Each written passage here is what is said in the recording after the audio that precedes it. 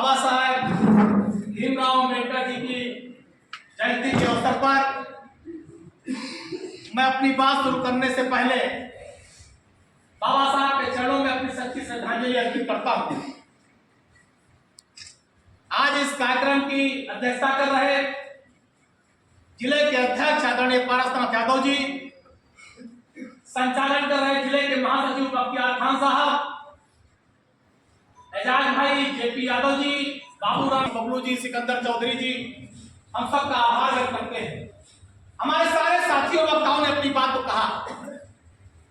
जो आज की स्थिति परिस्थिति है, जो आज के हालात हैं, अगर हम चाहते हैं कि आजादी के बाद का हिंदुस्तान बचा रहे, अगर हम सारे लोग ये चाहते हैं कि आजादी के बाद बाबा साहब ने जो संविधान बनाकर हमें हक अधिकार हकूक दिया वो बचा रहे, अगर आप चाहते हैं कि हमारा और आपका स्वाभिमान और सम्मान बचा रहे, हमारी आपकी घर परिवार की बहन बेटियां सुरक्षित रहे, वो अच्छे से पढ़ने जाए, पढ़ लिख कर अधिकारी बने, अपने माता पिता घर परिवार के नाम को गौरवान्वित करें, तो आप सारे लोगों को ये करना होगा।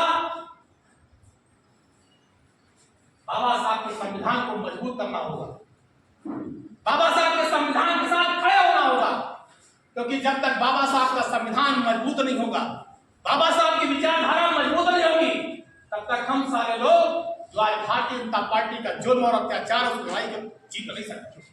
और आज हमारी सबसे बड़ी विचारधारा तभी जीत होगी जब हम संविधान के साथ मजबूती से खड़े होंगे। आज इसी फैजाबाद में कितनी घटनाएं थी, पूरी समाज की बेटी जिसके साथ दुराचार हुआ उसकी आंख निकाल ली गई, शरीर के टुकड़े टुकड़े किए गए।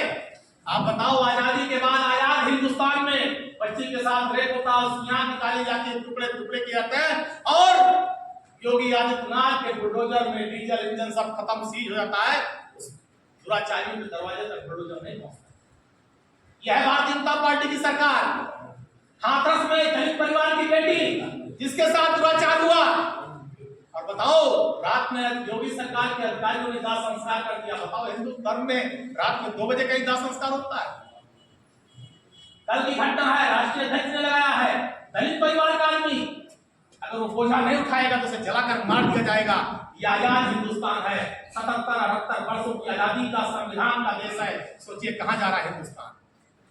आज हम आपसे कहना चाहते हैं, बाबा साहब ने तो पढ़ने का अधिकार दिया, बाबा साहब ने नौकरी का अधिकार दिया, बाबा साहब ने आगे बढ़ने का अधिकार दिया, बाबा साहब ने कलेक्टर, कप्तान, डीएम, लेखपाल बनने का अधिकार दिया, और आज भारतीय जनता पार्टी सब छीन रही है।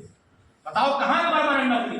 जब से योगी आदित्यनाथ मुख्यमंत्री बने हैं, नरेंद्र मोदी मुख्यमंत्री प्रधानमंत्री बने हैं, परमानेंट नौकरी कहीं नहीं निकल रही है। अगर निकलती है तो उसका पर्चा सरकार के लोग लीक करा देते हैं और नौजवानों का पैसा पूरा बर्बाद होता है। संविदा के बाद आउटसोर्सिंग, आज 8वीं फेल पैसे के बल में कंपनी बनाता है। हमारे नौजवान साथी जो एमबीबीएस किए हैं, एमटेक किए हैं, बीटेक किए हैं, एलएलएम किए, बड़ी बड़ी डिग्री गरीब मध्यम परिवार के बच्चों ने जो हासिल की है, उसके बाद घूस देके नौकरी पाते हैं, 1 साल बाद गरीबों के लिए दोबारा घूस देना पड़ता है। ये हमारे पढ़े लिखे नौजवानों की आजाद हिंदुस्तान की स्थिति है। इसलिए साथियों, हम आपसे कहना चाहते हैं, हम कोई लंबी चौड़ी बात नहीं करना चाहते, लेकिन इतना जरूर करना चाहते हैं क्या अगर आप संविधान बचाना चाहते हैं, अगर आप बाबा साहब को श्रद्धांजलि देने उनकी जयंती के अवसर पर आए हैं, तो इस बात का मन मजबूत करके जाइए, इस बात को दिल में बसा कर जाइए कि जिन लोगों ने संविधान बदलने की बात की थी 27 में, उनको इस प्रदेश से बदल करके आज आप बताइए, हम आपको धन्यवाद देंगे कि जिन्होंने संविधान बदलने की बात कही थी, कम से कम आपने उनका जो लोकसभा में बदल दिया, उनको अपनी जगह आपने पहुंचा दिया। लेकिन आज आप बताओ, संविधान का कितना पालन हो रहा है? आज सर्वोच्च न्यायालय बोलता है कि उत्तर प्रदेश में कानून व्यवस्था नाम की चीज नहीं है। अगर सर्वोच्च न्यायालय बोल रहा है कि उत्तर प्रदेश में कानून व्यवस्था नाम की चीज नहीं, तो सोचिए क्या स्थिति होगी उत्तर प्रदेश में। लोग मारे जा रहे हैं, पीटे जा रहे हैं, अत्याचार हो रहा है, जुल्म हो रहा है, नौकरी मिल नहीं रही, मकानों पर कब्जा हो रहा है। आज आप बताओ, पूरे अयोध्या में क्या स्थिति है? गरीबों की जमीन भाजपा के लोग ले रहे हैं, जमीन बेचेंगे 1 करोड़ 80 लाख रुपया हिस्सा, गरीब किसान से लेंगे 4 लाख रुपया हिस्सा। सोचो कितने हजार गुने का अंतर है। गरीब किसान देगा 4 लाख रुपया हिस्सा और ये उद्योगपति बड़े बेचेंगे 1 करोड़ 80 लाख रुपया हिस्सा। कहां जाएगा हमारा गरीब किसान? कहां जाएंगे अयोध्या के लोग? इसलिए साथियों, हम आपसे कहना चाहते हैं, आजादी के बाद सबसे ज्यादा अगर हत्या कभी लूटी गई है, ठगी गई है और अयोध्या के किसान, नौजवान, अगले पिछड़े दलित, मुसलमान सब ठगे लूटे गए। तो योगी आदित्यनाथ और भारतीय जनता पार्टी की सरकार में सारी बातें आप सारे लोगों को समझना होगा। आज आप बताओ क्या स्थिति है? अभी प्राइमरी के पता नहीं कितने अध्यापकों को हटा दिया, विद्यालय बंद करने की साजिश कर रहे हैं। संस्कृत के अध्यापक 99% ब्राह्मण समाज, नेताजी ने उनको सबको परमानेंट किया, विद्यालय को अनुदान दिया। आज उनके खाते में 70-80 हजार 1 तारीख को तनख्वाह आती है। सब मुलायम सिंह यादव और अखिलेश यादव की थी। आज योगी बाबा उसको भी बंद करना चाहते। किसके साथ है भाजपा? भाजपा किसी के साथ नहीं है। भारतीय जनता पार्टी जो अडानी, अंबानी और पूंजीपतियों के साथ है, उससे ना गरीब से मतलब है, ना किसान से मतलब है, ना नौजवान से मतलब है, ना इस प्रदेश की तरक्की से मतलब है। इसलिए हम आपसे साथियों कहना चाहते हैं, हमको सबको संगठित होना पड़ेगा, हमको आपको सबको एक होना पड़ेगा। और जो बात बाबा साहब की सबसे ज्यादा प्रसिद्ध है, हमें अपने बच्चों को स्कूलों में पढ़ाना। जब तक हमारा परिवार का बच्चा स्कूल में जाएगा, पढ़ेगा नहीं, लिखेगा नहीं, तब तक आप तरक्की नहीं पा सकते। ये हमारे रीतियां है।